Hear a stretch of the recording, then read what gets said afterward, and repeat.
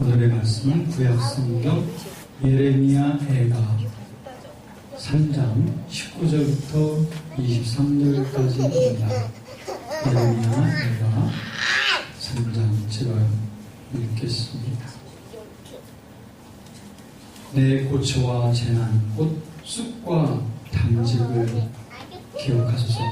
내 마음이 그것을 기억하고 내가 낙심이 되오나 이것을 내가 내 마음에 담아두었더니 그것이 오히려 나의 소망이 되었사오니 여호와의 인자와 긍휼이 무궁하심으로 우리가 진멸되지 아니함이니이다.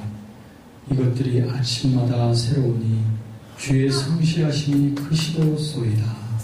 아멘. 오늘 말씀은 하나님의 자비하심에 대해서입니다.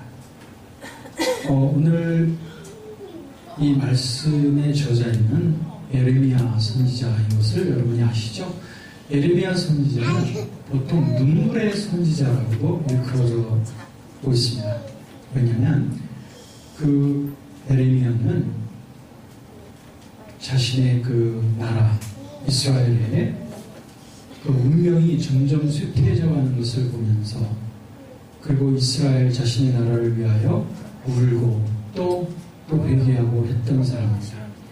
많은 경험이 있어서 그는 이스라엘 민족들을 경고도 하고 또 꾸짖기도 하면서 그들의 죄로부터 돌이키라고 그렇게 했지만 그러나 이스라엘 민족들은 자신들의 그 타락으로부터 돌이키지를 않고 있었습니다.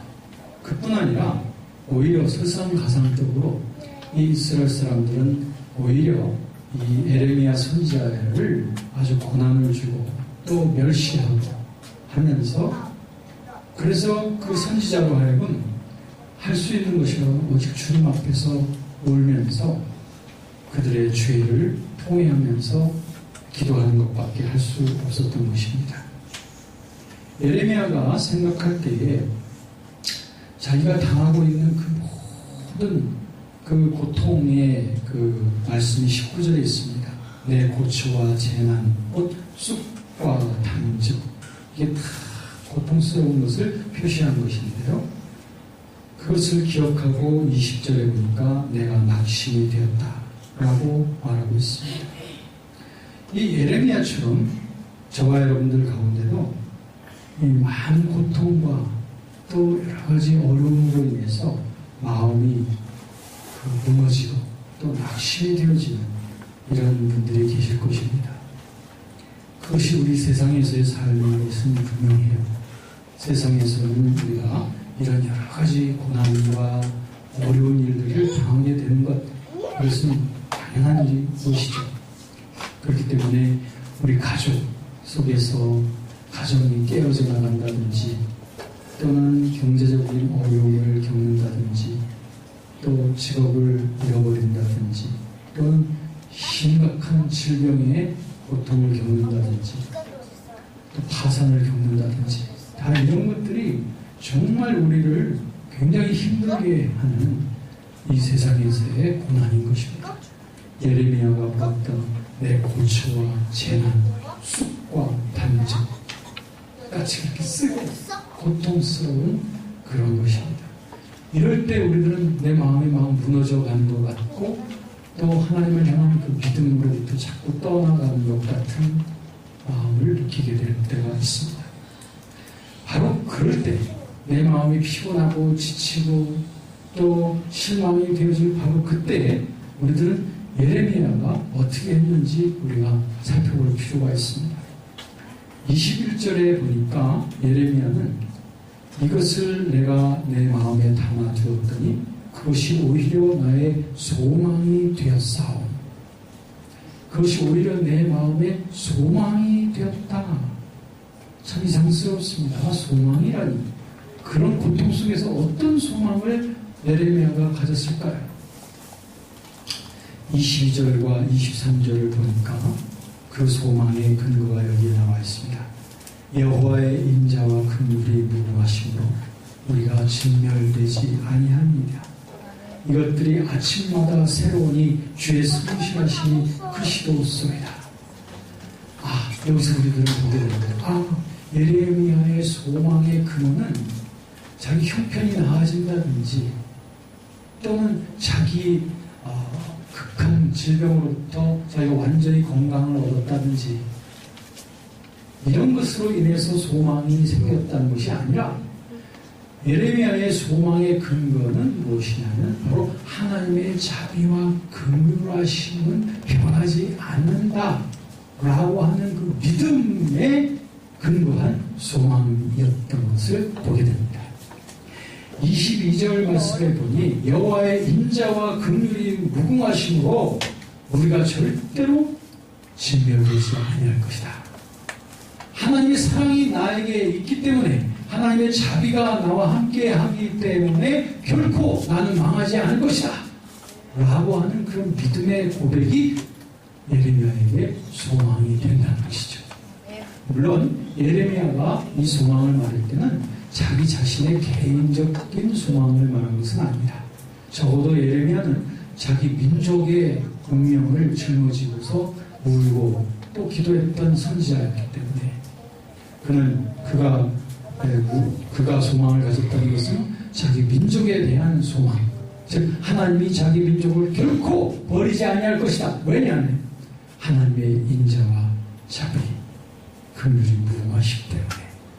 이 말씀은 우리에게도 똑같이 적용이 되는 것입니다.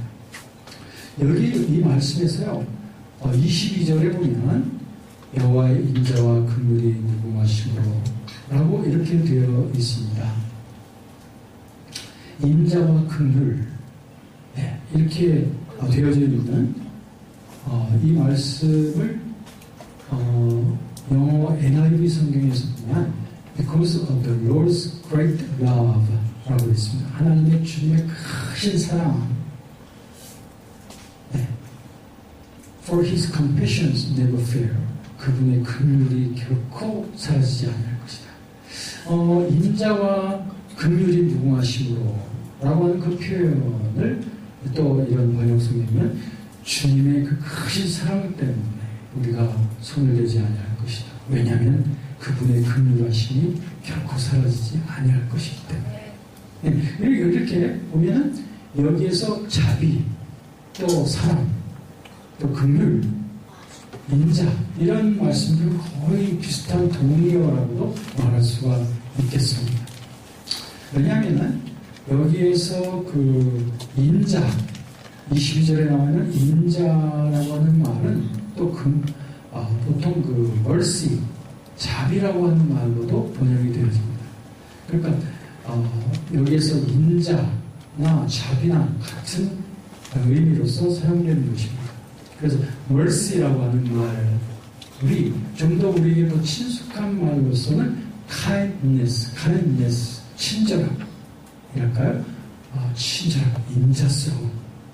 하나님의 자비하심이라고 하는 것은 하나님의 아주 친절하고 참 그 인자하심을 말하는 것입니다.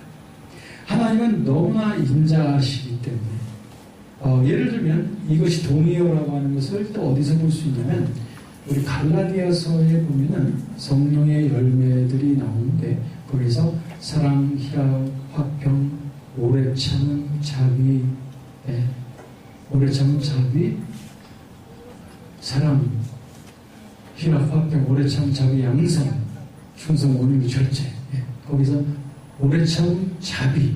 거기서 자비라고 하는 말이 mercy라고 표현되어 있기도 하지만 kindness라고 표현되어 있습니다. NIV 성경에는 적어도 kindness라고 되어 있어요. 그러니까 친절함과 긍휼하심은 아주 유사한 것이다 라고 말했습니다. 이렇게 생각해보세요. 하나님의 자비하면 뭔가 좀 약간 멀리 느껴지지만 하나님의 친절하심, 하나님의 인자스러우심, 굉장히 인자하게 다가오시죠. 굉장히 친절하게 다가오시죠.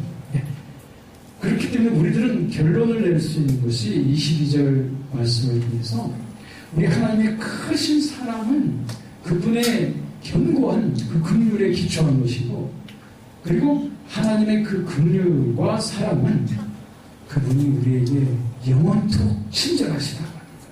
영원토록 인자하시다고 하는 것. 근거한 것입니다. 이것이 우리의 소망입니다.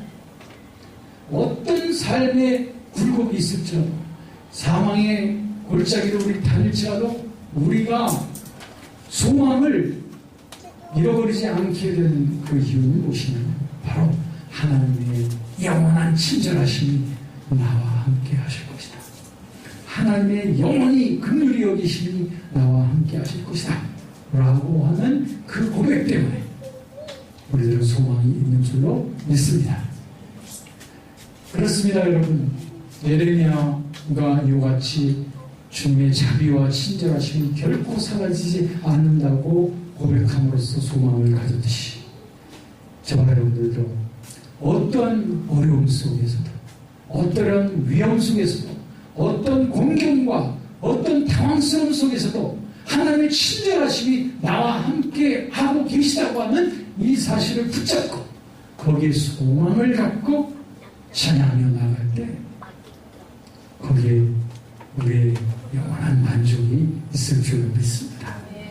오늘 담임 목사님께서도 말씀하셨듯이 다른 것들을 붙잡는 것이 아니라 내 마음을 붙잡는 것이다.